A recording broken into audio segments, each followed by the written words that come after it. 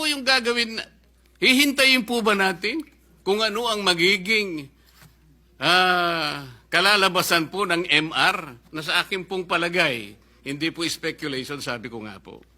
Unanimous decision and bank decision ab initio unconstitutional, violative of due process, immediately executory. Sino po kaya kahit isa man lang na miyembro ng Korte Suprema ang magtatangka na i-reverse niya yung sarili niya? Eh, yun po yung speculation dito. Ngayon, nakikinig po ang taong bayan, Mr. President. Nakadepende po bang action natin? Doon po ba nakahang ang gagawin natin sa isang motion for reconsideration na sa aking palagay, matibay po ang aking palagay sapagkat this is borne out by my experience of more than 20 years of legal practice, Mr. President. Yang ibig lang sabihin nung immediately executory, sige, pwede kang mag-file ng MR.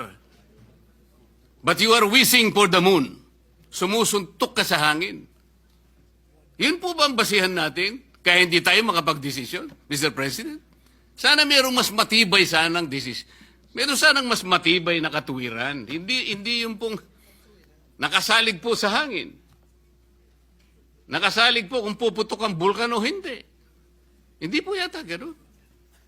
Ang gawain ng Senado, Mr. President. Tinangka ko na nga pong i-amend.